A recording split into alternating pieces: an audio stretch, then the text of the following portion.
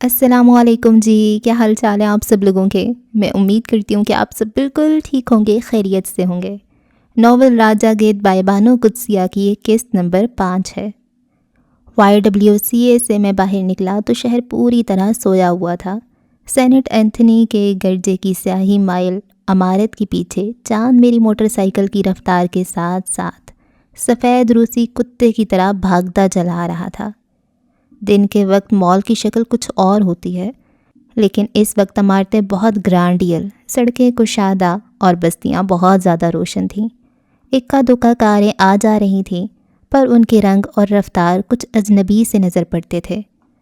Post office کی گلابی عمارت سے لے کر کرشن نگر کے آخری بس سٹاپ تک سارا دن قریباً باٹل نیک رہتا ہے، لیکن رات گئے یہاں صرف بتیاں پلکیں کھولے کھڑی تھیں اور کسی راہگیر کو حیرانی سے تک رہی تھیں۔ جس وقت میں کرشن نگر سے نکل کر بوچڑ خانے کے پہلو میں بائیں ہاتھ کو مڑا تو مجھے دودھ کے بلوٹے لادے ہوئے ایک گوجر کی ریڑھی نے کراس کیا۔ ابھی صبح کاذب بھی نہیں ہوئی تھی، لیکن میں نے اندازہ لگایا کہ شہر کے بیدار ہونے میں ابھی تھوڑی ہی دیر ہے۔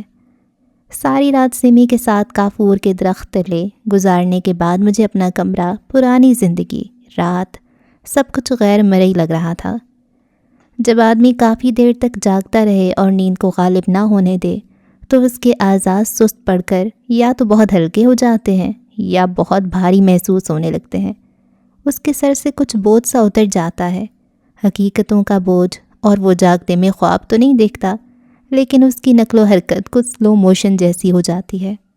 مجھے یوں لگتا ہے جیسے میں شہ نشین پر بیٹھا بیٹھا اونگ گیا ہوں، لیکن آنکھ کھلی تو سامنے مختار بھائی کھڑے تھے۔ ان کے سر پر پورا سورج چمک رہا تھا اور وہ تعجب سے مجھے دیکھ رہے تھے۔ یار ساری رات یہاں ہی بیٹھے رہے؟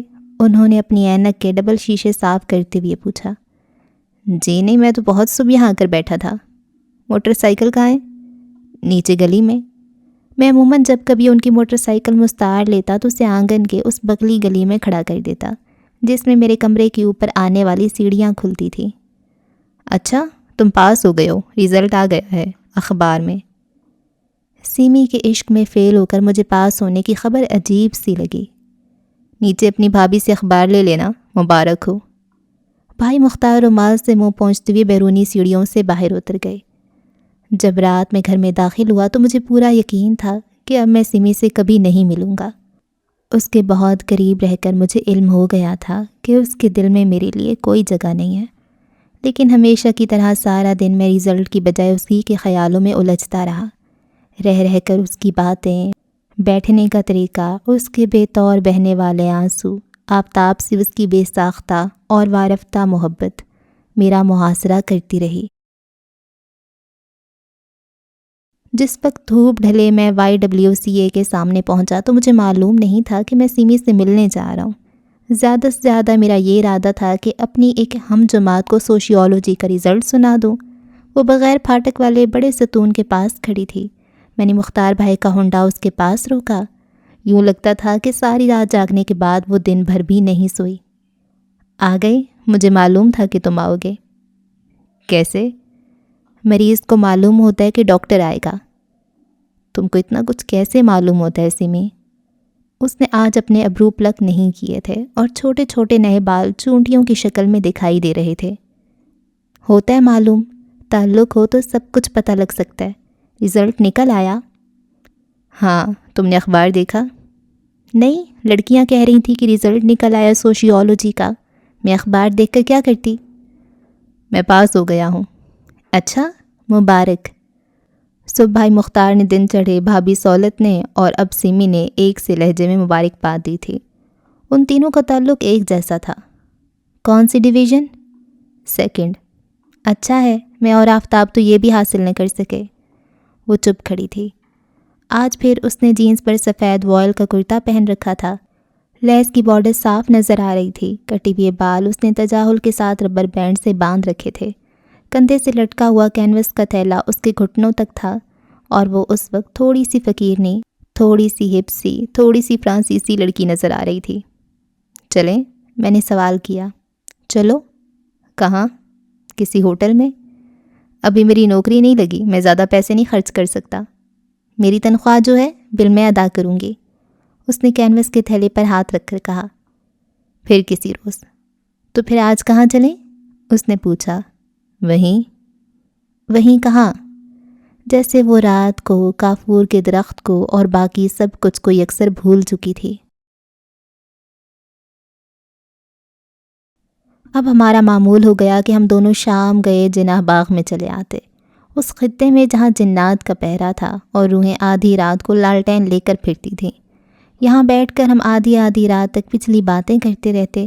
سمی میرے متعلق کچھ جاننا نہیں چاہتی تھی، اس لیے میرے تمام دروازے بند رہتے، صرف وہ بولتی رہتی، اپنی محرومی کی تمام باتیں ایک ایک کر کے مجھے بتاتی رہتی، اپنے بچپن کے واقعات، آفتاب سے ملاقاتیں، آفتاب کے ساتھ گزارے ہوئے لمحے۔ باتیں وہی تھیں، لیکن وہ تاش کے پتے کچھ اس طرح پھینٹتی کہ ہر بار ہم دونوں کے ہاتھوں میں نئے پتے آ جاتے۔ میرے پاس اور کوئی چارہ نہ تھا کہ میں انہی باتوں کی سیڑھی لگا کر اس تک پہنچوں۔ جب میں اس کے بہت قریب ہو جاتا اور اس کی آستین کو رول کرنے لگتا تو وہ ہمیشہ آنکھیں بند کر لیتی۔ اس کے بعد وہ آفتاب کی آغوش میں ہوتی۔ جسمانی تعلق کے عین 3 سیکنڈ بعد وہ ہمیشہ آفتاب کا نام لے کر اٹھ بیٹھتی۔ یہ نام میری کنبٹی میں گولی کی طرح لگتا۔ آفتاب تمہارا دوست تھا؟ ایک رات اس نے مجھ سے سوال کیا۔ بہت۔ میں اپنے خیالوں میں گم ہو گیا۔ میں اس وقت سمی کو بتانا چاہتا تھا کہ مجھ جیسوں کا یہاں وہاں کوئی دوست نہیں، ہماری کوئی محبوبہ نہیں ہوتی، ہم صرف لوگوں سے ملتے رہتے ہیں۔ جیسے کچی لپائی دیوار سے جھڑ جاتی ہے، ایسے ہم لوگوں کے دلوں سے اتر جاتے ہیں۔ پھر ایسے لمحے میں اسے کیسے سمجھایا جا سکتا تھا کہ ضروری نہیں روم میٹ دوست بھی ہو۔ ہر شام امجد آفتاب سے ملنے آیا کرتا تھا۔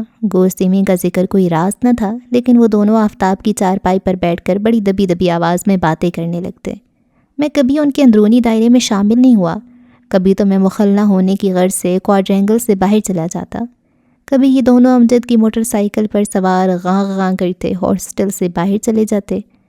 پھر جانے کسی ریستوران میں انہیں پناہ ملتی، وہ فٹ پاتھ پر بیٹھ کر باتیں کرتے۔ ہو سکتا ہے اسی جگہ اسی باغ میں اسی درخت تلے بیٹھ کر وہ سمی کو ڈسکس کرتے ہوں، لیکن ان باتوں کا مجھے علم نہیں، کیونکہ آفتاب صرف میرا روم میٹ تھا۔ لیکن ایک ہی کمرے میں رہنے کے ناطے سے مجھے آفتاب پر کافی دسترس بھی حاصل ہو گئی تھی۔ وہ کھینچو تھا، بائیں ہاتھ سے اسے شیو بناتے دیکھ کر مجھے عجیب سی الجھن ہوتی۔ اس کے قالین فروش باپ کی بہت لمبی چوڑی بزنس تھی۔ وہ امریکہ، سویڈن، فرانس اور انگلستان میں قالین ایکسپورٹ کرتے تھے۔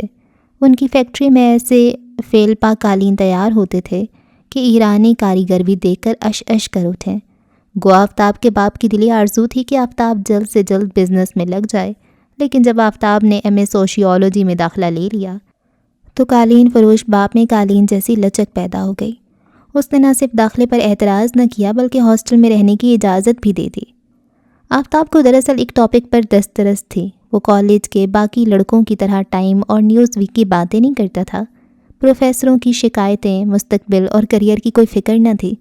وہ ہم سب میں پرانی جنریشن کا تر و تازہ گورا چٹا کشمیری تھا، لیکن اسے اپنے ٹاپک پر بڑا عبور حاصل تھا۔ وہ صرف امجد کے ساتھ لڑکیوں کی باتیں کرتا چلا جاتا اور کبھی نہ تھکتا، لیکن اس طرح جیسے کوئی جوہری موتی میں ڈورا پروتا ہے۔ اس کی گفتگو میں کسی قسم کی آوارگی، جنسی بھوک یا ہرس ظاہر نہ ہوتی تھی۔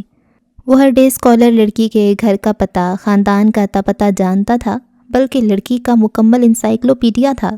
حالانکہ نہ کلاس میں نہ باہر کبھی کسی نے اسے کسی لڑکی سے بات کرتے نہیں دیکھا، بس فاصلے سے ساری انفارمیشن اس تک پہنچ جاتی تھی۔ آفتاب اور سمی نے پہلے ہفتے میں ہی ایک دوسرے کے گلے میں جے مالا پہنا دی تھی۔ ابھی باقی یار لوگ تعارفی جملے ہی سوچ رہے تھے کہ سمی آفتاب کی ہپ پاکٹ میں پہنچ گئی۔ سمی باقی 4 لڑکیوں سے خوبصورت تو نہ تھی، لیکن اسے کپڑے پہننے کا، بات کرنے کا، چلنے پھرنے کا سلیقہ ان سب سے زیادہ تھا۔ شروع میں جب وہ گلابی رنگ کے گول گول گلاسز اتار کر لیکچر سننے بیٹھتی تو سارے لڑکے پروفیسر کی بجائے اس کی طرف دیکھنے پر مجبور ہو جاتے۔ سمی آسانی سے قابو آنے والی لڑکی نہ تھی۔ وہ خود سر، ضدی، خوب پڑھی لکھی اور فیشنیبل تھی۔ اس کی باتوں میں واشنگٹن ڈی سی کا دبکا تھا۔ اپنی رائے چاہے وہ کیسی بھی ہو، دور پار یا انوکھی کیوں نہ ہو، اس کے اظہار کو وہ اپنا پیدائشی حق سمجھتی تھی۔ یونین کے الیکشنوں میں اس نے پوسٹر بنائے، تقریریں کیں، ووٹروں کے ساتھ گھومی پھری، جھنڈے اٹھا کر نعرے لگائے۔ وہ اصلی معنوں میں ماڈرن تھی، کیونکہ ہر ننگے لباس میں وہ ڈھکی ہوئی رہتی۔ اس نے جو کچھ مغرب سے لے کر اپنا لیا تھا اب اس کی ذات کا حصہ تھا۔ پھر پتہ نہیں وہ صبح نہاری اور شام سیری پائے کھانے والے آفتاب کی محبت میں کیسے مبتلا ہو گئی۔ بھنڈی کے پھولوں جیسی زرد رنگ کی آڈری نے خدا جانے بھاری بھرکم شلوار قمیض پہننے والے پنجابی سے اونچی اونچی باتیں کرنے والے آفتاب کے ساتھ اٹھنا بیٹھنا کیوں اختیار کیا؟ شاید آفتاب کی ساری کشش اس بات میں تھی کہ خدا نے نہ اسے سرکش بنایا تھا نہ سرشار۔ وہ اونچے شملے والوں میں پیدا ہوا تھا، لیکن گہنائے ہوئے لوگوں سے اسے کوئی نفرت نہ تھی۔ وہ کنول کے پھول کی طرح پانی اور کیچڑ دونوں سے بنا تھا۔ شاید یہی وجہ تھی کہ وہ ہر ماحول میں ہر انسان کے ساتھ بڑی جلدی سے ہم آہنگی اختیار کر لیتا۔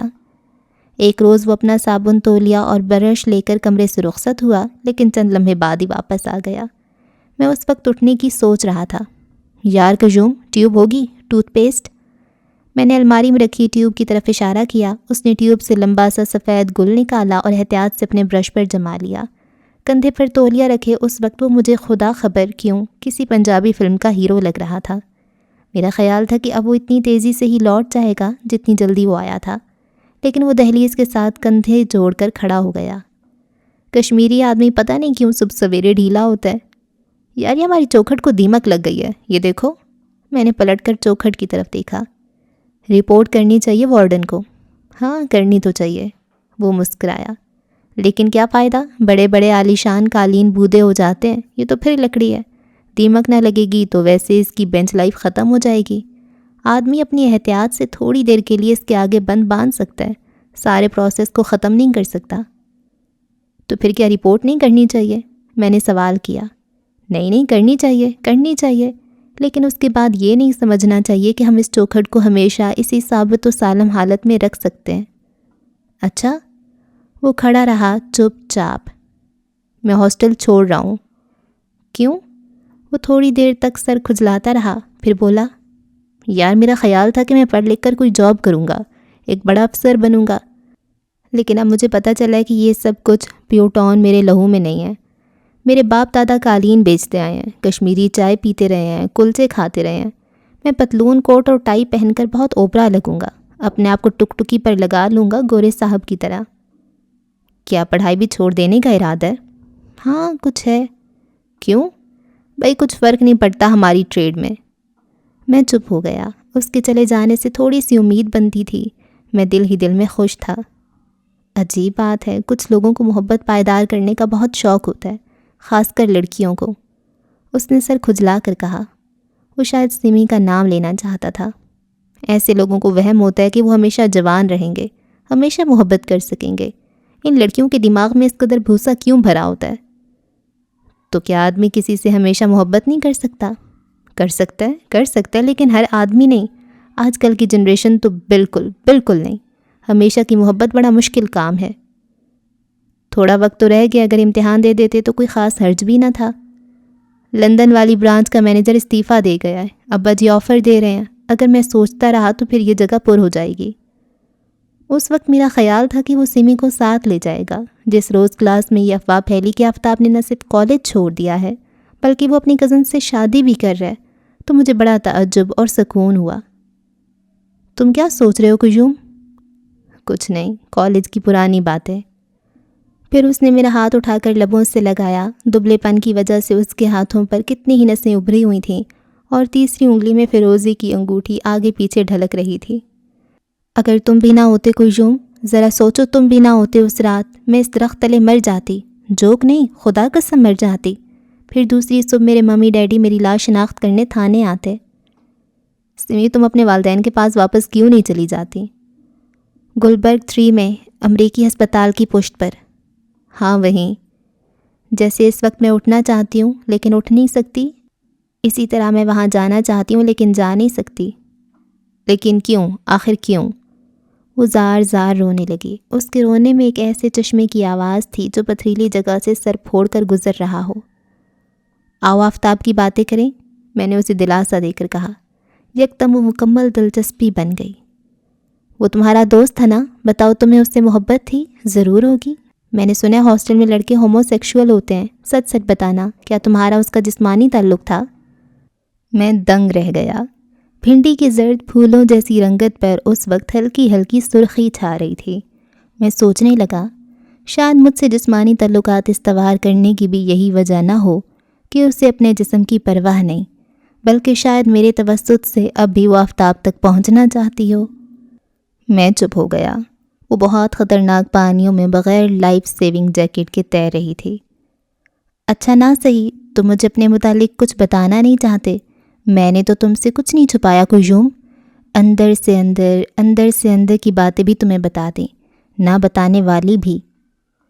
اس وقت میں نے سمی کو جو کچھ بتایا وہ میری آپ بیتی تھی، لیکن میں نے اپنی کہانی لمحہ بلمحہ، جذبہ بجذبہ اور واقعہ در واقعہ آفتاب سے منسوب کر کے اسے سنائی۔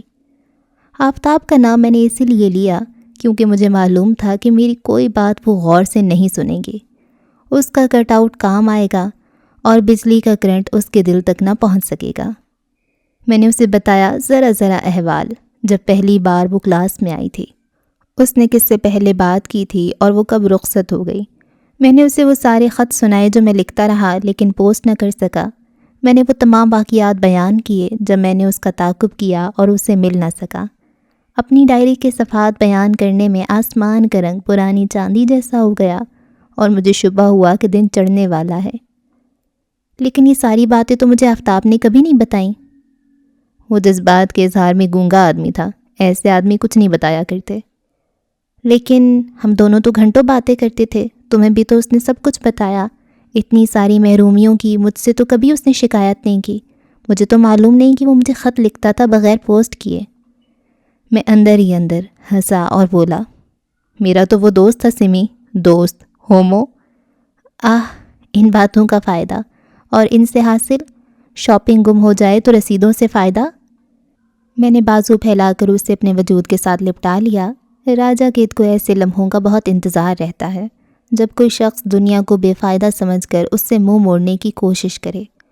اس نے اپنے اعضاء ڈھیلے چھوڑ دیے جیسے طوفان کے بعد ٹوٹی ہوئی کشتی اپنے تختے ساکت پانیوں پر چھوڑ دیتی ہے۔ اس گلدستے میں میرے لیے ان گنت کانٹے تھے، لیکن ان کانٹوں کے باوجود اسے سینے سے لگانے پر مجبور تھا۔ سمی، محبت کی فریم میں کبھی کبھی تصویر بدلنی پڑتی ہے۔ اس نے آنکھ کی جھری سے دیکھا، وہ اس وقت میرے ساتھ نہیں تھی۔ اندر دھسی ہوئی آنکھوں میں فیروزی مائل سیاہ آئی شیڈو والے پپوٹوں کے نیچے ان آنکھوں میں آفتاب کی شکل گھوم پھر رہی تھی۔ جانے دو، مجھے جانے دو، میں ان تصورات سے ختم ہو جاؤں گی۔ کیسے تصورات سمی، کیسے؟ وہ دونوں ایک ڈبل بیڈ پر ہیں، وہ میرا آفتاب، میرا اسے چوم رہا ہے زیبا کو۔ تم نہیں سمجھ سکتے قیوم، یہ تصورات مجھے ختم کر دیں گے۔ پتہ نہیں سارا دن مجھے کیا کچھ نظر آتا رہتا ہے۔ میں نے خفگی سے کہا، ہم بھی ایک دوسرے کو چوم رہے ہیں سمی۔ اس نے ندامت سے سر جھکا لیا اور لجاجت سے بولی، یہ اور بات ہے قیوم، اسے اپنی زیبا سے محبت ہو گئی ہے، وہ بے وفا ہے، بے وفا۔ اتنی جلدی میرے بعد اسے محبت بھی ہو گئی۔ وہ زیبا کے لیے سر دھڑ کی بازی لگا دے گا۔ ہمیں کوئی محبت تھوڑی ہے قیوم؟ میں چپ رہا۔ جہاں تک سمی کا تعلق تھا وہ مجھے چومتی ضرور تھی لیکن اسے مجھ سے محبت نہ تھی، کم از کم یہاں تک وہ سچی تھی۔ سمی باوفا تھی کیونکہ وہ صرف احساس تشکر میں آ کر قیوم کے وجود کو برداشت کرتی تھی، اور میں ان دونوں کے درمیان کیا تھا؟ میں اپنے آپ کو کس طبقے، کس کلاس، کس گریڈ میں رکھتا؟ شاید کرگس جاتی کے لوگوں کی کوئی کیٹیگری نہیں ہوتی، وہ تو محض لائن ہوتے ہیں، نہ دائرہ، نہ چکور، نہ مستطیل، محض لائن جو ان دائروں کی مستطیلوں کی سرحدیں متعین کرتی ہے۔ اس وقت سفید چادر میں ملبوس 9 فٹ کا ایک آدمی مشعل لیے سامنے ایک جھاڑی سے نکلا۔ اس کے سر پر کوئی بال نہ تھا اور وہ دائرے میں چلتا تھا۔ اس نے 3 مرتبہ اپنی مشعل اونچی کی اور پھر واپس جھاڑی میں گھس گیا۔ اس وقت پتہ نہیں کیوں میرے اندر ایک گہرا گیان پیدا ہوا، جیسے استخارہ کر لینے کے بعد گو مگو کی حالت ختم ہو جاتی ہے۔ میرے اندر آفتاب نے گھس کر 2-4 ہاتھ کراٹے کے مارے اور قیوم کو ختم کر دیا۔ اس کے بعد میرے اندر آفتاب ایسے بھرتا گیا جیسے بوتل میں پانی۔ سر کی اخروٹی ہڈی سے لے کر پیروں کی پیچیدہ ہڈیوں تک آفتاب بیٹھ گیا۔ اس کے بعد اس آفتاب کے آنے جانے کا کوئی وقت مقرر نہ تھا۔ جس وقت وہ چاہتا چلا جاتا اور قیوم اسٹینڈ ٹو ہو جاتا۔ جس وقت وہ آتا قیوم خود ہی ڈرائیور کی سیٹ چھوڑ کر پچھلی نشست پر جا بیٹھتا۔ اس رات کے بعد مشعل والے جن کو کھلی آنکھوں دیکھنا اور آفتاب اور قیوم کی ادلی بدلی سے لطف اٹھانا میرا محبوب مشغلہ بن گیا۔ اس آفتاب کو سمی جانتی تھی۔ پہلے میں نے قیوم بن کر اس کے دل میں داخل ہونے کی کوشش کی تھی، لیکن وہ یلغار بے سود تھی۔ اب میں نے آفتاب بن کر بھیس بدل کر اس پر شب خون مارا اور اس کی ایک ایک بوٹی اتار لی۔ میں نے اس کی اداسیوں کو چوم چوم کر اس کے وجود سے اکھیڑنا چاہا، لیکن جو بیمار عشق ہوتے ہیں ان پر اس اینٹی بائیوٹک کا اثر نہیں ہوتا۔ ان کی اداسی کوئی بوسیدہ پینٹ نہیں جسے کھرچ کر نئے پینٹ کی تہہ جما دی جائے۔ جو میں اسے چومتا وہ ہر اداسی کے ساتھ اپنے وجود کی ایک ایک اینٹ بھی اتار کر پھینک دی جاتی، حتیٰ کہ صبح کے قریب وہ صرف ملبہ رہ جاتی، پرانی اینٹوں کا تتر بتر ملبہ۔ عموماً محبت میں ناکامی کے بعد لوگ اپنی ہی نفی اور اپنی ذات کی تذلیل میں مصروف ہو جاتے ہیں۔ جب بند سپی سے برآمد ہونے والے آبدار موتی کو اصل خریدار نہیں ملتا تو پھر موتی اپنا آپ ریت کے حوالے کر دیتا ہے۔ یہاں لہروں کے ساتھ رولنے کے علاوہ اس کی اور کوئی وقت نہیں ہوتی۔ ناکام عاشقوں کو جسم پر جملہ حقوق محفوظ لکھوانے کی حاجت نہیں رہتی، وہ ہر کس و ناقص کے ہو کر کسی کے نہیں رہتے۔ رفتہ رفتہ اپنے جسم کی تذلیل میں انہیں لذت محسوس ہونے لگتی ہے۔ زندگی کا ہر وہ رنگ جو انہیں اپنے آپ پر ہنسنے کا موقع دے انہیں دل سے مرغوب ہو جاتا ہے۔ شراب، عورت، جوا، کئی ذلتوں کی پریس سے مرد نکلتا ہے۔ محبت میں ناکام ہو کر عموماً عورت کے دل سے جسم کی حرمت، عصمت اور عزت کا تصور جاتا رہتا ہے۔ کئی بار سمی جیسی ماڈرن لڑکی کو علم بھی نہیں ہوتا کہ وہ اپنے اوپر لعنت بھیج رہی ہے، لیکن آہستہ آہستہ دھنستی وہ بھی چلی ہی جاتی ہے۔ سمی کو بھی معلوم نہ ہو سکا کہ وہ میری داشتہ بن گئی ہے، اور میں بھی پوری طرح سمجھ نہ سکا کہ میں ہی اس کے کفن کا آخری کیل ہوں۔ میں کوٹھے کے فرش پر دری بچھائے پڑا تھا کہ بھائی کے دونوں لڑکے اوپر آئے۔ ان کی نکریں اور قمیضیں ایک سی تھیں۔ شاید یہ توام بھائی تھے، کیونکہ ان کی شکلیں، عادتیں، کپڑے، بول چال سب ایک طرح کا تھا۔ وہ تخت پوش سے ایک ہی سٹائل میں چھلانگ لگاتے تھے۔ آپ کو اماں بلا رہی ہیں۔ پتہ نہیں کیوں بھابھی سولت بہت کم کوٹھے پہ آتی تھی۔ کیا کام ہے؟ پتہ نہیں، بڑے بھائی نے کہا۔ ادھر آؤ مسعود، میں نے محبت سے کہا۔ ہم جا رہے ہیں، مسعود بولا۔ ہم جا رہے ہیں، فرید نے بھی کہا۔ وہ دونوں باغ والے 9 گزے کی طرح زن سے غائب ہو گئے۔ تھوڑی دیر کے بعد سفید طباق چہرے پر چھائیوں کی تتلیاں سجائے بھابھی سولت آئیں۔ یہ عورت اگر اس قدر سنجیدہ نہ ہوتی تو مزیدار ہو سکتی تھی۔ قیوم، میں آ رہا تھا جی، وہ ذرا۔ کوئی بات نہیں، بیٹھیے بھابھی۔ بھابھی سولت کھڑی رہیں۔ تم جانتے ہو ابا جی کی زمینوں سے اب کچھ نہیں ملتا۔ مختار صاحب مجھے یہ اخبار دے گئے ہیں، اس میں جو نوکری ہے اس کے لیے عرضی دے دینا آج ہی۔ آپ چاہتی ہیں میں یہاں سے چلا جاؤں؟ میں نے سوال کیا۔ ہے نا پاگل، ہم تو صرف یہ چاہتے ہیں کہ اب تم بیکار نہ رہو، نوکری کر لو۔ میرے سامنے اخبار رکھ کر بھابھی سولت چپ چاپ نیچے چلی گئیں۔ اخبار میں ریڈیو اسٹیشن کی طرف سے پروڈیوسر کی اسامی کا اعلان چھپا تھا۔ اس نوکری کے لیے میری تعلیمی سند کافی تھی، لیکن پتہ نہیں یہ دن اور راتیں کیسے گزر رہی تھیں۔ میں کہیں پارٹ ٹائم نوکری تو کرنا چاہتا تھا، لیکن کسی مستقل نوکری کے لیے ابھی ذہنی طور پر تیار نہ تھا۔ رات گئے تک میں کوٹھے کے بیرونی صحن میں ٹہلتا رہتا۔ چاند رات میں گھر کی چھت سے لگ کر جب چاند مجھے دیکھتا تو لمبے کرتے میں میرا سایہ گدھ کی طرح نظر آتا۔ میری انگلیاں، ہونٹ، دانت سب مسلسل سگریٹ نوشی کے باعث براؤن ہو چکے تھے۔ میں نے لمبی راتوں میں سمی سے لے کر ایبلوجینسس تک ہر مسئلے پر دماغ کو کھپایا تھا۔ ان سوچوں کی وجہ سے میرے وجود کی حالت بھوسے سے بھرے ہوئے مردار چیتے جیسی ہو جاتی، جسے دیکھ کر بچے ڈرتے ہیں اور جو بالکل بے ضرر ہوا کرتا ہے۔ بھائی مختار اور ان کا گھرانہ بڑے سکھی لوگ تھے۔ بھائی مختار اپنے گھر، بیوی اور بچوں سے پیار کرتے تھے۔ انہیں اپنی ساری ملکیت سے پیار تھا۔ متوسط عقل، متوسط اخلاقی قدریں، ڈیموکریسی کی پرستش اور سرمایہ دار نظام کی برکتوں کے سہارے ان کا گزارا چلتا تھا۔ بھائی مختار کی ساری منزلیں مادی تھیں۔ وہ ساندے سے گلبرگ تک پہنچنا چاہتے تھے۔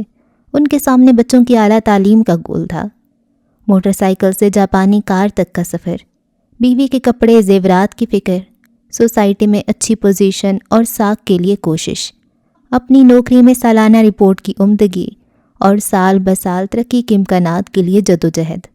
نچلی منزل میں کبھی چاند نے شکل نہ دکھائی تھی، وہاں دن چڑھتے ہی چونٹیوں کا سفر شروع ہو جاتا۔ مختار بھائی تفریح کے وقت ٹرانسٹر سنتے، جس طرح کاسٹیوم جیولری سے عورتیں کچھ ٹین پین کچھ سینتھیٹک فائبر شامل ہو جاتا ہے، اسی طرح زیادہ ریڈیو سننے والوں کے نقطہ نظر بڑے عقلی، مادی، جمہوریت پسند ہو جاتے ہیں۔ وہ ریڈیو پر ہونے والے مباحثوں سے ضمنی مسائل چن کر باتیں کرتے ہیں۔ ان کی زندگیوں سے چاند کا سفر ختم ہو جاتا ہے، صرف چیونٹیوں کی منزلیں باقی رہ جاتی ہیں۔ میرا خیال تھا کہ مجھے زیادہ دیر تک نوکری کی ضرورت نہ ہوگی، کیونکہ اندر ہی اندر مجھے شبہ تھا کہ جس طرح میں رات رات بھر تصور جانا کے لیے بیٹھا رہتا ہوں، یہ کیفیت مجھے زیادہ دن زندہ رہنے کی مہلت نہیں دے گی۔ پکی نوکری، ترقی، پھر اس نوکری کی دیکھ ریکھ، یہ سب کچھ میرے حالیہ پروگرام کی مکمل نفی تھا۔ اس کے باوجود بھائی مختار کو خوش کرنے کے لیے میں نے ریڈیو اسٹیشن کی نوکری کے لیے درخواست بھیج دی۔ سمی کچھ دنوں کے لیے لاہور آئی تھی، لیکن جلد ہی اس نے پنڈی استعفیٰ بھجوا دیا اور YWCA میں اپنا کمرہ لے کر رہنے لگی۔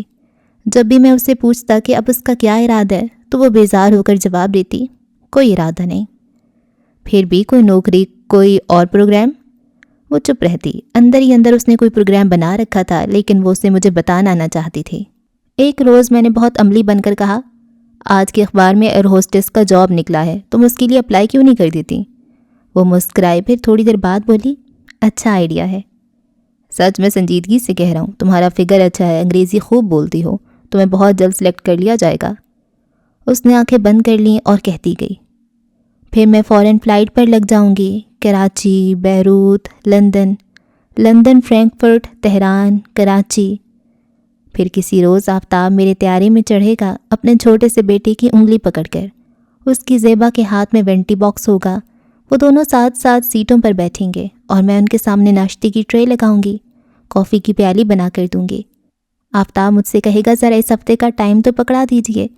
میں جب اسے ٹائم پکڑانے کے لیے ہاتھ بڑھاؤں گی تو اس کی بیوی پہلے رسالہ مجھ سے پکڑ لے گی اور کہے گی، دیکھیے ہمارے نومی کو ذرا باتھ روم لے جائیے۔ چپ کرو یہ بکواس۔ اور جب میں نومی کو باتھ روم میں لے جاؤں گی تو وہ مجھے کہے گا، آپ مجھے چوم کیوں رہی ہیں مس؟ تم اپنے آپ کو اذیت دینے کے لیے کیا کچھ سوچتی رہتی ہو؟ وہ بولتی چلی گئی۔ اور جب میں نومی کے نکر کے بٹن بند کر کے اس کے چھوٹے چھوٹے ہاتھ کو لون سے بھیگی ہوئی ٹیشو سے پونچھوں گی تو وہ پوچھے گا، مس آپ رو کیوں رہی ہیں؟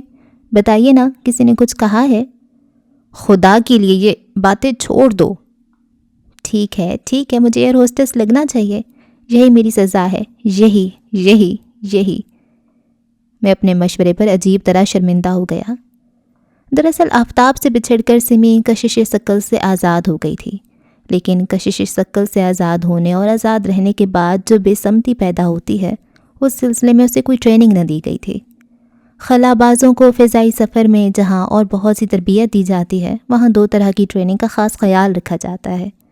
جب وہ فضا سے نکل کر خلا میں جاتے ہیں، اس وقت جسم کا اندرونی پریشر تو رہتا ہے، لیکن اس کو کاؤنٹر بیلنس کرنے کے لیے بیرونی دباؤ نہیں رہتا۔ ایسے میں تمام شریانوں کے پھٹ جانے کا اندیشہ ہوتا ہے۔ اندر اور باہر کے پریشر برابر رکھنے کے لیے خاص قسم کے اسپیس سوٹ بنائے جاتے ہیں اور ان کے استعمال کا طریقہ سکھایا جاتا ہے۔ دوسرا مسئلہ کشش ثقل سے آزاد ہو کر بے سمت وقت گزارنے کی ٹریننگ ہوتی ہے۔ اس کی ٹریننگ کے لیے خلا بازوں کو ایک کیپسول میں بند کر کے چھوٹی چھوٹی ڈھبریاں کسنے، روٹی کھانے، خلائی جہاز میں آنے جانے کی ٹریننگ دی جاتی ہے۔ سمی کے اندر کا پریشر بہت بڑا ہوا تھا۔ سمی کشش ثقل سے آزاد ہو چکی تھی، لیکن بے سمت زندگی گزارنے کی ابھی تک اسے کوئی ٹریننگ نہیں ملی تھی۔ وہ گویا ان دنوں مورفیا تلے سانس لے رہی تھی، جہاں بیٹھ جاتی پہروں بیٹھی رہتی، کہیں جب اس کی نظر جم جاتی تو پھر چینے کی گڑیا کی طرح اسی طرف دیکھے جاتی۔ ایسے میں آفتاب کے نام کے علاوہ اور کوئی ٹیکہ کارگر نہ ہوتا۔ اس خلائی دور سے کئی کیفیتیں وابستہ ہوئیں، خود ترسی، بیزاری، تنہائی پسندی، مردم گزیدہ محرومی، غرض کا آفتاب کی کشش باقی نہ رہی تو کئی سمتیں پیدا ہوئیں، لیکن ہر سمت کے آگے ہمیشہ خلا ہوتا، خاموشی ہوتی، اندر کا پریشر بڑھتا چلا جاتا۔ ہم دونوں گھنٹوں، پہروں، دنوں آفتاب کی باتیں کرتے رہتے۔ اس کا ہاتھ میرے ہاتھ میں رہتا، میں تسلی آمیز محبت کے ساتھ اسے چومتا رہتا۔ وہ کبھی مدافعت نہ کرتی، بلکہ کبھی کبھی شکر گزاری کے ساتھ مجھے دیکھ لیتی، لیکن جو ہی آفتاب کی باتیں ختم ہو جاتی، وہ یکدم اندر کی لفٹ بند کر کے کہیں اوپر چلی جاتی۔ ان دنوں وہ خود ترسی سے حسد کی طرف مائل تھی۔ میں آپ کو پہلے بتا چکا ہوں کہ سمی کے ساتھ جو بھی وقت گزرا وہ ایک طرح سے بہت عجیب تھا۔ بیرونی وقت کے مطابق کوئی قابل ذکر واقعے نہ ہوئے، لیکن اندر جو ایک ریگستانی کا سفر جاری تھا اس میں ہم پڑاؤ ٹھہرتے پتہ نہیں کہاں نکلے تھے۔ شاید یہ جگہ پاکستان تھی ہی نہیں، بلکہ شمالی امریکہ کے جنوب میں کہیں رائیو گرینڈ کے ارد گرد کا پڑاؤ تھا، جہاں پر ریڈ انڈین کے شامین قبیلہ کی روحیں اپنے اکتارے پر دریا کی روح کو بلا رہی تھیں۔ سیمی باہر بالکل بے حس تھی، لیکن جذباتی سیڑھی پر اس کا سفر بہت تھکا دینے والا تھا۔ اسی سفر میں اس کا ساتھ دینے کی وجہ سے میرا بدن چور چور رہتا۔ وہ اپنی محبت میں کئی ریگستان چھان چکی تھی، اب وہ حسد کی تپتی ہوئی سفید ریت پر بھاگ رہی تھی۔ آفتاب سوا نیزے پر تھا، پیاس سے اس کے ہونٹ خشک تھے، فاصلے سے جپسم کے تودے جمی ہوئی برف کی طرح نظر آتے، لیکن قریب پہنچنے پر سب کچھ سفید ریت میں ڈھل جاتا تھا۔ ہر طرف جلا دینے والی، پھونک دینے والی، راکھ کر دینے والی حسد کی سفید ریت پھیلی تھی، اور اس ریت پر سمی سسی کی طرح ننگے پیر ننگے سر بھاگ رہی تھی، بے سمت۔ ان دنوں سمی مجھ سے ملتے ہوئے کتراتی تھی، وہ کسی فیصلے پر خود ہی پہنچنے کی کوشش میں مبتلا تھی۔ جس وقت میں ریگل کے چوک میں بس پر سے اترا تو مجھے معلوم تھا کہ سمی مجھے آج YWCA میں نہیں ملے گی۔ اس کے باوجود میں آہستہ آہستہ اس کے ہوٹل کی طرف چلنے لگا۔ دھوپ میں اب حدت نہ رہی تھی اور سینٹ اینتھنی اسکول سے ملحق گرجا آج سورج کی کرنوں میں دھلا ہوا نظر آتا تھا۔ ایک فادر سیاہ چوغے میں ملبوس گرجے کی مرکزی پھاٹک کو کھول کر اندر چلا گیا۔ گرجے کا دروازہ بند ہو گیا اور میں سوچتا رہ گیا کہ اندر جانے والا کون تھا، دیسی عیسائی، امریکی فادر یا ڈچ بردر۔ لوگ اپنے دیس کو چھوڑ کر کیوں پردیس میں جا بیٹھتے ہیں؟ پردیس میں کیا چیز انہیں باندھے رکھتی ہے؟ عقیدہ، محبت، امارت یا انا؟ اس مختصر سڑک کے اختتام پر پیٹرول پمپ کے پاس میں دائیں ہاتھ کو مڑ گیا، لیکن پیٹرول پمپ سے شارٹ کٹ کرنے سے پہلے میں نے پلازا سینما کی جانب مڑ کر دیکھا۔ اس وقت میں چاہتا تو سیدھا باغ جناح جا سکتا تھا، لیکن پھر میں نے سوچا شاید سمی ابھی YWCA میں موجود ہو۔ پلازا سینما میں ابھی 3:30 بجے کا شو ٹوٹا تھا۔ فری میسن کی بلڈنگ سے لے کر پیٹرول پمپ والے چوراہے تک کاریں، رکشا، سائیکلیں، پیدل، سب بڑا افراتفری کے ساتھ جلدی گزر جانے کی آرزو میں ٹریفک کے لیے اڑچنیں پیدا کر رہے تھے۔ میں نے ساری بھیڑ کی طرف نگاہ دوڑائی اور جی میں سوچا، اس ساری خلقت کو علم نہیں کہ YWCA میں ایک دبلی پتلی لڑکی، ایک ماڈرن لڑکی اپنے آپ پر تیل چھڑک کر مرنے کے لیے تیار کھڑی ہے۔ ہم شہر والے ایک دوسرے سے کتنے بے خبر تھے۔ پیٹرول پمپ کے سامنے بڑے سائن بورڈ پر ایک پنجابی فلم کا اشتہار لگا تھا۔ ہیروئن کی آنکھیں حیران کن حد تک سمی جیسی تھیں۔ آفتاب کا نام سنتے ہی جیسی کیفیت سمی کی ہوتی، ویسے ہی سائن بورڈ والی لڑکی کی آنکھوں سے عیاں تھی۔ میں نے ہاتھ ہلا کر فلم والی کو خداحافظ کہا اور YWCA چلا گیا۔ یہ ہاسٹل بھی چمگادڑوں کی اماج گاہ تھی۔ اس ہاسٹل سے لے کر فاطمہ جناح تک آزاد عورتوں اور لڑکیوں کا ٹریننگ کیمپ تھا۔ گھروں سے بیزار، روزگار کی تلاش میں پریشان، ڈاکٹر بننے اور مستقبل سنوارنے کی آرزو میں بے قرار، عاشقوں سے رنجیدہ، شوہروں کی تلاش پر مصر، گھر والوں سے کٹی ہوئی، گھر والوں کی یاد میں بے قرار بہت سی عورتیں، بہت سی لڑکیاں رہتی تھیں۔ رات کے پچھلے پہر جب کبھی میں یہاں سے گزرا ہوں، مجھے فاطمہ جناح کالج سے لے کر YWCA کے ہاسٹل تک اور حضرت حسین زنجانی کے مزاج تک آہوں کا ایک مرغولہ اس رقبے پر معلق نظر آیا۔ خاموشی ہوتی ہے تو ہلکی ہلکی سرگوشیاں اور آہیں بھی سنائی دیتی ہیں، جیسے ایک ساتھ کئی چپو ٹھہرے ہوئے پانی میں ہولے سے اتریں۔ ڈاکٹری سیکھنے والیاں چوکیس پار رہتی ہیں۔ ٹائپ کی کلاسوں میں حاضر باش رہنے والیوں سے کئی بار میرا ٹاکرا ہوا۔ YWCA میں پلازا سینما کے شو کے ساتھ یہاں بھی کلاس ٹوٹا کرتی تھی۔ سب خوش لگتی تھیں، سب کی سب خوش فہمیوں میں مبتلا تھیں۔ شام کے باوجود اکثریت کے چہرے پر سیاہ چشمے ہوتے۔ جو سائیکلوں پر تھیں وہ اپنے آپ کو زیادہ ماڈرن سمجھ رہی تھیں، جو پیدل تھیں وہ اپنے آپ کو زیادہ باحیا سمجھنے پر مجبور تھیں، لیکن سب کے چہرے پر کسی نہ کسی طرح کی ڈس ایلوجمنٹ، ہلکی سی گرد، ازالہ سحر کے عدم ملان طبیعت کی ہلکی سی میک اپ کی طے۔ یہ تمام عورتیں، لڑکیاں کسی نہ کسی طرح مردوں کی نارمل نیوکلس سے کٹی ہوئی تھیں۔ ہو سکتا ہے ان میں بیشتر عورتوں کو مردوں کا قرب زیادہ ملتا ہو، لیکن معاشرے کے رسمی طریقے کے مطابق وہ کریئر گرلز تھیں۔ ایسی مینڈکیاں جن کو ہلکا ہلکا زکام ہو چکا تھا، وہ اعلانیہ سگریٹ پیتی تھیں، کماؤ سپوت کی طرح گھروں میں پیسے بھیجتی تھیں، ان کے بھائی چچا ماموں نہ جانے کون تھے، کہاں تھے، اور اگر تھے تو کس حد تک ان کی زندگیوں پر اثر انداز ہو سکتے تھے۔ یہ سب تو چھپکلی کی کٹی ہوئی دم کی طرح پھڑک رہی تھیں، تڑپ رہی تھیں اور اپنے اصلی رسمی نیوکلس کی تلاش میں تھیں۔ سمی بھی انہی چہروں میں سے ایک تھی۔ اس کے چہرے پر بھی ہلکی سی گرد رہتی تھی میک اپ کی، ازالہ سحر کی، عدم میلان طبیعت کی، فریب آرزو کی۔ میں نے پورچ میں کھڑے ہو کر دوسرا سگریٹ پیا، اندر پیام بھجوایا اور گو مجھے معلوم تھا کہ سمی اندر نہیں ہے، پھر بھی میں منتظر رہا، اور جب تصدیق ہو گئی کہ وہ صبح کی کہیں گئی ہوئی ہے تو میں ٹائپ سیکھنے والی لڑکیوں میں راستہ بناتا جناح باغ کی طرف چل دیا۔ مین پھاٹک میں داخل ہونے سے پہلے میں نے ایک نگاہ ہمایوں رسالے کے مسکن پر ڈالی۔ بڑے بڑے درختوں سے گھرا ہوا گھر، یہاں سے کبھی ہمایوں رسالہ نکلتا تھا۔ ہمایوں رسالہ، عود پنچ، ادبی دنیا، یہ سب کہاں تھے؟ ان کے خالق کہاں تھے؟ ہر عہد میں کچھ ایسے لوگ ضرور پیدا ہوتے ہیں جو اپنے عہد کے لوگوں کو بڑے فلک پیما لگتے ہیں، پھر رفتہ رفتہ وقت انہیں یوں ڈھانپ لیتا ہے جیسے اونچی پرانی قبروں میں اونچی اونچی گھاس اگائے اور کتبے گر جائیں۔ قبریں باقی رہیں لیکن دیے جلانے والے کسی اور قبرستان میں جا کر رت جگہ کریں۔ پھر کچھ بڑے لوگ تو اپنا نام وقت کی لہروں پر ثبت کر جاتے ہیں، کچھ سمی کی طرح کوئی نشان چھوڑ کر نہیں جا سکتے۔ سسی کا عشق سمی کے عشق سے کیسے بہتر تھا؟ اگر سمی مر گئی، میں نے پہلی بار سوچا، تو کیا میرے علاوہ کوئی جان سکے گا کہ اسے کیا بیماری تھی؟ میرے پاس تو نہ کوئی ہمایوں تھا، نہ عود پنچ، نہ ادبی دنیا۔ پھر میں تو اس کے لیے اپنے عہد والوں تک بھی کوئی داستان چھوڑ کر نہ جا سکوں گا۔ اپنے عہد میں بھی اس کے عشق کی داستان فلک پیما نہ ہو سکے گی۔ یہ بھی کیسا المیہ تھا۔ باغ میں بہت رونق تھی۔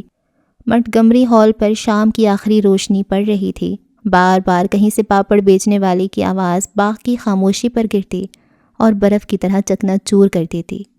لذت کا باغوں کے ساتھ گہرا تعلق ہے۔ جب گھروں کی گھٹن بہت بڑھ جاتی ہے، جب مرد کسی عورت سے بند کمرے میں مل نہیں سکتا یا ملنا نہیں چاہتا، تو پھر وہ باغوں کا رخ کرتا ہے۔ باغوں میں انتظار، وصل، بجوگ اور نیویارک کے بونے جھاڑیوں کے پیچھے بیٹھے ملتے ہیں۔ درخت، پودے، گھاس، پھول سب ان افریتوں کے کھیلوں میں برابر کے شریک رہتے ہیں۔ اس لیے باغوں کی خوشبو میں ایک سحر ہوتا ہے۔ یہاں کئی کہانیاں ایک ساتھ بولتی ہیں۔ ستار کے اوپر والے تار، مضراب سے چھیڑو تو تربیں آپی بول اٹھتی ہیں۔ میں نے سارے میں تلاش کیا لیکن سمی کہیں نہیں تھی۔ میں نے تیسرا سگریٹ سلگایا اور کافور کے درخت تلے بیٹھ گیا۔ لوگ شاید اپنی گم شدہ وجود، اپنے سائے کی آزادی اور جبلی آرزوؤں کی تلاش میں گھوم رہے تھے، کیونکہ آج خلاف معمول سڑکوں پر بہت ہجوم تھا۔ لوگ کس خوشی سے باغوں کا رخ کرتے ہیں اور کتنی جلدی کیسی مایوسی کے ساتھ لوٹ جاتے ہیں۔ شاید مصنوعی باغوں میں، باڑوں سے، فواروں میں، بینچوں پر، کیاریوں سے، کیفے کی میز کرسیوں کے اوپر نیچے، باغ میں پھیلی پکی سڑکوں سے مہذب شہری زندگی کا بلاوا آتا رہتا ہے۔ ہمارے اندر کا ریڈیو اس آواز کو ہوا سے پکڑتا رہتا ہے۔ ایسے میں سیر کرنے والے دو سمتوں میں گھسٹتے ہیں۔ فطرت سے رشتہ بحال کرنے والے بادل، درخت، پھول، ہریاول، پرندے سب اسے جنگلوں کی طرف کھینچتے ہیں، اور مصنوعی فوارے، سڑکیں، کیفے، موزیک کی پتھریلی بینچیں اسے تہذیب، کلچر اور شہر کی طرف موڑتی ہیں۔ اسی کشمکش میں کئی بار اندر سے انسان بدکے ہوئے گھوڑے کی طرح الف ہو جاتا ہے، لیکن چھوٹ نہیں سکتا۔ باغوں کی سائیکی بہت اداس ہوتی ہے۔ رکے ہوئے آنسو، بند خیالات، جمی ہوئی آہیں، قدرتی اداسی پولن کی طرح جھڑتی ہے۔ اس لیے کسی عہد، کسی قوم، کسی شہر کی سائیکی کو سمجھنے کے لیے اس کے باغوں میں بیٹھنا بہت ضروری ہے۔ جس وقت رات گئے سمی آئی تو مجھے پہچانے بغیر میرے پاس سے گزر گئی۔ میں نے سگریٹ کی خالی ڈبیا درخت تلے پھینکی اور اس کے تعاقب میں چلنے لگا۔ حالانکہ میں اسے صرف 2 قدم پیچھے تھا، لیکن میں نے اسے آواز نہ دی۔ بابا ترت مراد کے مزار کے پاس جا کر وہ اچانک رک گئی۔ اس نے جوتیاں اتاریں، سر پر ایک پھولدار رومال باندھا اور مزار کی دیوار کے پاس جا کر کھڑی ہو گئی۔ بڑی دیر تک وہ وہاں ایک ٹورسٹ کی طرح کھڑی قوالی سنتی رہی۔ پھر سر سے پھولدار ریشمی رومال اتار کر اس نے اس کینوس کے تھیلے میں رکھا، چہرے سے گلابی شیشوں والا چشمہ اتارا اور لکڑی کی ہیل والی جوتیاں پہن لیں۔ میں نے اسے بلانا چاہا لیکن کوئی شے مجھے بھی مانے رکھ رہی تھی۔ وہ بجری کو اپنی کڈھب جوتیوں سے کوٹتی آہستہ آہستہ چل رہی تھی۔ پھر اس نے رک کر دیہاتی لوگوں کی طرح ہاتھ سے ناک صاف کیا تو میں نے آگے بڑھ کر اسے رومال پیش کر دیا۔ تم کب آئے کجوم؟ میں تمہارے ساتھ ساتھ تھا۔ کب سے؟ کافی دیر سے۔ پھر بھی تم مجھے نظر کیوں نہیں آئے؟ کیونکہ نظر آنے اور نظر نہ آنے کی کوئی خاص وجہ نہیں ہوتی۔ اس کا چہرہ زرد پڑ گیا، لب خشک تھے اور میک اپ کی ہلکی تہ کے باوجود وہ تمام تر بے رونق تھی۔ تم کو معلوم ہے، مجھے لگتا ہے آج کل میں زلزلہ آئے گا لاہور میں۔ کیوں؟ بس لگتا ہے، بڑی دیر ہو گئی زلزلہ آئے۔ زلزلے کی کوئی خاص وجہ نہیں۔ وہ کافور کے درخت کے پاس پہنچ کر عادتاً گراؤنڈ میں اتر گئی۔ کیا ہی اچھا ہو اگر اس بار زلزلے میں گورنمنٹ کالج کا ٹاور گر جائے؟ کیوں کیوں کیوں؟ ہائے، کچھ تو گر جائے اس سال کرسمس سے پہلے پہلے۔ کرسمس کی کیا شرط ہے سمی؟ پچھلے کرسمس کو میں آخری بار آفتاب سے ملی تھی، قائد اعظم کی سالگرہ والے دن۔ اس سال بھی کچھ ہونا چاہیے باخدا، اور کچھ نہیں تو گورنمنٹ کالج کا ٹاور ہی گر جائے یا بخاری آڈیٹوریم میں آگ لگ جائے۔ ہاں، کچھ تو ہو پرانی یادوں کی یاد تازہ کرنے کو۔ بڑی دیر تک ہم 100 مرتبہ دہرائی ہوئی باتیں اثرنو یاد کرتے رہے۔ آفتاب کا پوسٹ مارٹم ہوا، لیکن آج اس پر حسد غالب تھا۔ اس کا لب و لہجہ زہریلا اور باتیں کڑوی تھیں۔ حسد کی گیس پیلے رنگ کی ایسی مسموم گیس ہے جس میں کاربن مونو آکسائڈ کی تمام خوبیاں موجود ہیں۔ جہاں یہ موجود ہو، انسانی پھیپھڑے متاثر ہوئے بغیر نہیں رہ سکتے۔ پچھلی ملاقات سے اب تک اس گیس کے اثر تلے وہ بہت بدل گئی تھی۔ ماتھے پر سوچوں کی وجہ سے ایک نس ابھری ہوئی تھی، لہجے میں قطعیت اور لب ٹیڑھے تھے۔ ہاتھوں میں ہلکا ہلکا پسینہ تھا، جسے وہ نوکری کا انٹرویو دینے آئی بیٹھی ہو۔ یہ مجھے ہوا کیا ہے؟ میں تو کبھی حسد سے آشنا نہ تھی۔ بتاؤ کجوم، کیا ہوا ہے؟ اب مجھے آفتاب کا خیال کیوں نہیں آتا؟ میں سارا دن زیبا کے متعلق کیوں سوچتی رہتی ہوں؟ ایک بات بتاؤ۔ کہو۔ زیبا حاملہ ہے۔ تمہیں کیسے پتہ چلا؟ بس مجھے پتہ چل جاتا ہے، پہلی مجھے ہوتا ہے نا پتہ۔ وہ آج کل سونف کھاتی ہے سارا دن، ہتھیلی پر لیے پھرتی ہے سونف۔ چپ کرو۔ مجھے نظر آتی ہے زیبا، میں اسے دیکھ سکتی ہوں 5 مہینے کی پریگننسی کے ساتھ۔ لیکن تم نے تو اسے کبھی نہیں دیکھا۔ دیکھا ہے، میں تو اسے فوراً پہچان لوں لاکھوں میں۔ وہ چپ چاپ ہاتھ مروڑنے لگی۔ سامنے جھاڑی میں سے ایک 9 گز آدمی نکلا۔ اس نے بدھ مت کے بھکشوؤں جیسا لباس پہن رکھا تھا، ہاتھ میں اونچا بانس تھا۔ اس بانس پر ایک سبز رنگ کی مشل روشن تھی۔ وہ دائرے میں چلتا رہا اور پھر مشل کو نگل کر جھاڑیوں کے پیچھے چلا گیا۔ تھوڑی دیر مشل سمیت جھاڑی چکر لگاتی رہی اور پھر جھاڑی، مشل، 9 گزا سب کچھ غائب ہو گیا۔ یہ سب کیا ہے جو سامنے ہو رہا ہے؟ نہیں، جو میرے دل میں پھوٹ رہا ہے لاوے کی طرح۔ حسد میں یہ خوبی ہے سمی کہ انسان اس میں کھو کر محبوب کے تصور کو کھو بیٹھتا ہے، پھر رقیب کے خیالات غالب رہتے ہیں۔ یہ خیالات اس قدر غصیلے، زہر آلود اور وہم انگیز ہوتے ہیں کہ محبت کی نازک سوچیں اس گیس بھری فضا میں سانس نہیں لے سکتی۔ ایسے میں انسان محبت کرتا ہے، لیکن بعض گشت سے، اصل آواز سے نہیں۔ اصل محبوب تو کہیں اندر ہی اندر گم ہو جاتا ہے۔ حسد کا محبت سے کیا تعلق؟ وہ احسان مندی سے بولی، تم بڑے ذہین ہو کجوم، سوشیالوجی کی کلاس میں بھی سب تمہاری تعریف کرتے تھے، لیکن پتہ نہیں تمہاری ان باتوں سے میری تسلی کیوں نہیں ہوتی۔ اس کے ماتھے پر چڑھی ہوئی نس پر میں نے انگلی پھیری۔ یہ بتاؤ اب میں کروں تو کیا کروں؟ اس کی آنکھوں میں آنسو آ گئے۔ تمہیں کیا پتہ کجوم، تم میری کتنی بڑی کمزوری بن گئے ہو۔ اگر میں تمہیں نہ ملوں، اگر میں کسی سے آفتاب کی باتیں نہ کر سکوں تو اس کی یادوں کے پریشر تلے میں پھٹ جاؤں۔ سارے شہر میں اس کی باتیں کس سے کروں کجوم، بتاؤ نا۔ میں نے کمینگی کے ساتھ کہا، تم مجھے صرف اس لیے ملتی ہو سمی کہ تم مجھ سے اس کی باتیں کر سکو؟ چور سپاہی کے کھیل میں وہ اچانک پکڑی گئی۔ اور بھی وجہ ہے ایک اور، پر اور کیا وجہ ہے سمی؟ میں نے امید سے پوچھا۔ میرا خیال تھا کہ اس وقت وہ اعتراف کر لے گی کہ رفتہ رفتہ وہ میری محبت میں مبتلا ہو گئی ہے اور اب وہ آفتاب کا نام بھی لینا نہیں چاہتی، لیکن اس کی بات سن کر میرے اندر پہ یہ جام سٹرائک ہونے لگی۔ اگر تم نہ ہوتے کجوم، اگر تمہاری ہمدردی، محبت نہ ہوتی تو میں کبھی کی خودکشی کر لیتی۔ تمہاری محبت نے مجھے یہ قدم اٹھانے نہیں دیا۔ جب مجھے پورا یقین ہو جاتا کہ میں کسی قابل نہیں، تو یہ تمہاری ہمدردی ہے، تمہاری محبت جو مجھ میں خود اعتمادی بحال کرتی ہے۔ تم سمجھ نہیں سکتے کہ جو میری انا کس حد تک مجروح ہو چکی ہے۔ مجھے اپنی شکل، عقل، عادات، گھرانے، اپنے مکمل وجود سے نفرت ہے۔ مجھ میں اگر کچھ بھی اچھا ہوتا تو کیا آفتاب مجھے چھوڑ کر جا سکتا؟ بتاؤ نا کجوم، بولو، کبھی وہ مجھے چھوڑ سکتا؟ گفتگو کا کورونا میٹر پھر آفتاب کی ٹک ٹک بجانے لگا۔ میں شدید احساس کمتری کا شکار ہوں ان دنوں۔ میں آئینے میں اپنا چہرہ دیکھتی ہوں تو کچھ بھی اچھا نہیں لگتا۔ پھر بتاؤ نا، تم میرے محسن نہیں تو اور کیا ہو؟ تمہاری محبت نے مجھے روک رکھا ہے اس دنیا میں۔ 5th ایئر کی سمی سے یہ لڑکی کتنی مختلف تھی، گفتگو میں، لباس میں، کردار میں۔ صرف محسن، میں نے ڈرتے ڈرتے پوچھا۔ اور کیا؟ لا تعلقی سے اس نے منہ پھیر لیا۔ میری آنکھوں میں آنسو آ گئے۔ وہ اگر اوپرے دل سے بھی ان کا وجود مان لیتی تو بھی میرے لیے بہت کافی ہوتا۔ کجم، کیا وہ بھی ایسی باتیں کرتا ہوگا زیبا سے؟ میں اس نام سے اچھی طرح آشنا تھا۔ بارش سے پہلے چلنے والا جھکڑ، بجلی کے کھمبے، چھتنارے درخت، بوسیدہ دیواریں، گرانے والے ہائی وولٹیج کی بجلی۔ کیسی باتیں سمی؟ ویسی باتیں، بیڈ روم ٹون میں، آنکھوں میں آنکھیں ڈال کر، کرنے نہ کرنے والی سب باتیں۔ کیا تم بے وفا ہو سمی؟ نہیں، قیامت تک نہیں۔ مجھے آفتاب سے محبت ہے اور قیامت تک رہے گی، لیکن وہ بے وفا ہے۔ میں نے کہنا چاہا کہ اچھی وفا ہے کہ تم میرے ساتھ ہوتے ہوئے بھی اپنے آپ کو اس کا سمجھ رہی ہو، لیکن کوئی چیز میرے اندر بتا رہی تھی کہ وہ سچی ہے اور درست کہہ رہی ہے۔ شادی کا خوشی سے اور محبت کا اختیار سے کوئی تعلق نہیں، حقوق و فرائض کی وارفتگی سے کیا ناتا؟ اس وقت میں اسے بتانا چاہتا تھا کہ میں نئے بوٹ پہن کر سیدھا ساندہ گلاس سے چلا آ رہا ہوں، میرے انگوٹھے کے قریب گٹھے پڑ گئے ہیں جن میں اس وقت بہت درد ہو رہا ہے، لیکن وہ کب سنتی، کب سمجھتی؟ کچھ کہو نا، کوئی فیصلہ کن بات جس سے یہ حسد کی آگ ٹھنڈی پڑ جائے۔ کچھ یوں بولو تو صحیح، اپنے جوتوں کو پھر ایڈمائر کر لینا۔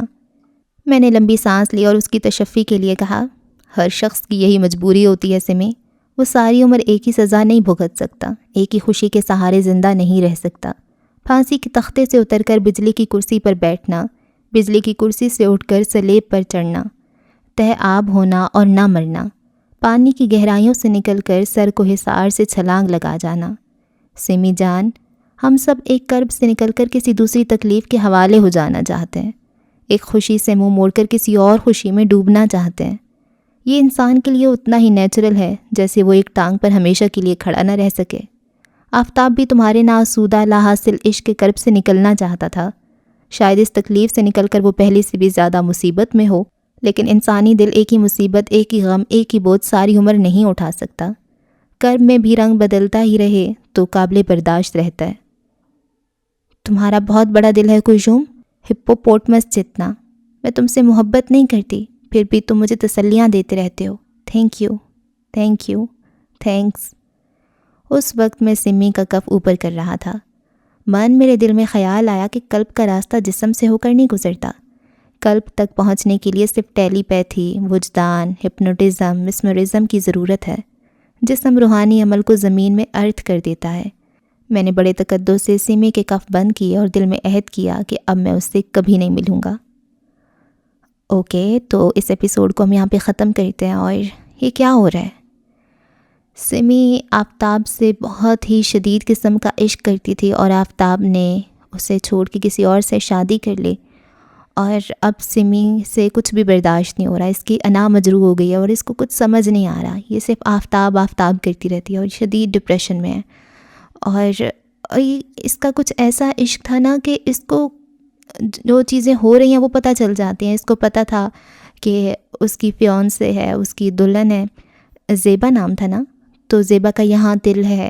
اب اسے پتہ ہے کہ وہ پریگننٹ ہے، وہ کیا کھاتی ہے، اور اسے سب کچھ پہلے سے پتہ چل جاتا ہے۔ تو یہ بھی کوئی عشق کا کوئی سٹیج ہوتا ہوگا، جنونی آدمی ہو جاتا ہے۔ خیر، اگر کوئی ایسے سٹیج میں ہے، کسی کو کبھی بہت شدید عشق ہوا ہو کسی سے، تو اس کو یہ چیزیں بہت زیادہ اچھی لگ رہی ہوں گی، ریلیٹیبل لگ رہی ہوں گی۔ مجھے تو یہ میری پاگلیت لگ رہی ہے۔ مجھے تو لگتا ہے اس کو ڈاکٹر کے پاس جانا چاہیے، اس کا اچھا خاصا علاج چلے گا لمبا سارا۔ اور یہ یہاں پہ کیا ایسی پاگلوں کی طرح اتنی کمزور ہو گئی ہے، کبھی کہاں چل پڑتی ہے، کبھی کہاں چل پڑتی ہے۔ ایجوکیشن چھوڑ دی اس نے اپنی درمیان میں ہی، اس نے اپنا کریئر چھوڑ دیا، جاب چھوڑ دی، اور بس ایسی ہی زندہ ہے، کبھی کہاں چلی جاتی ہے، کہاں۔ اور کجوم اس سے یک طرفہ محبت کرتا ہے اور وہ بس اس کا ساتھ چاہتا ہے۔ وہ اس کے سامنے آفتاب آفتاب کرتی رہتی ہے اور کجوم سنتا رہتا ہے۔ اور ان کا آپس میں فزیکل ریلیشن بھی ہے. سمی کو پتہ نہیں سمی کا اس کو یہ چیز نارمل لگتی ہے یا اس کو یہ کوئی بڑی بات ہی نہیں لگتی. وہ آفتاب کے خیالوں میں ہوتی ہے اور قیوم کو کیونکہ وہ پسند ہوتی ہے تو قیوم پھر بری گندی باتیں کرتا ہے. اور اب آگے کیا ہوگا؟ آفتاب تو وہاں سے آرام سے جی موو آن کر گئے. کچھ ہی عرصہ لگے گا اس نے اب موو آن ہی کرنا اور کیا، لیکن سمی کا موو آن ہی اور اس کا کوئی ارادہ بھی نہیں ہے موو آن کرنے کا. اور قیوم بھی بس پھر آفتاب کی باتیں کرتے رہتا ہے تاکہ یہ مجھ سے بات کرے. قیوم بھی کوئی اپنا خاص خیال نہیں رکھ رہا، وہ بھی بس اسی کے پیچھے، وہ بھی اپنا کریئر نہیں بنا رہا. لیکن سمی بہت غلط کری اپنے ساتھ. اور یہاں پر یہ جو درمیان میں باتیں ہیں، اور یہ اگر آپ فلسفی باتیں ہیں، اگر جو سمجھنے والا ہو اس کو اچھے سے سمجھ آ جائے. مجھے تو خیر اتنی اچھی نہیں سمجھ آ رہی، تھوڑی تھوڑی آ رہی ہے. اور یہ درمیان میں یہ کچھ باتیں تھی جیسے کہ وہ لڑکیاں ہیں اور وہ الگ رہتی ہیں، اور بہت ہی تلخ حقیقتیں تھیں. تو لڑکیوں کو اپنے پیرنٹس کے ساتھ رہنا چاہیے اور سیف رہیں. اور ہاں نا، تو اب دیکھیں آپ کے اوپر جب چیک رکھا جاتا ہے تو پھر آپ بہت سی چیزوں سے بچ جاتے ہو. تو اب سمی اپنے گھر والوں کے ساتھ رہتی تو یہ یوں اس کے ساتھ نہ ہو رہا ہوتا. خیر میں کیا ہی کہوں، آگے دیکھیں گے. مے بی سمی کو تو آفتاب نہیں مل سکتا، اور سمی کا کوئی ارادہ بھی نہیں ہے قیوم کے ساتھ شادی کرنے کا یا اس کے ساتھ گھر بسانے کا. مے بی کچھ اس کی ٹریجک اینڈنگ ہو، کیا کہہ سکتے ہیں. اگلے ایپیسوڈ میں ہوتی ہے ملاقات. رکھیں دعاؤں میں یاد. اللہ حافظ.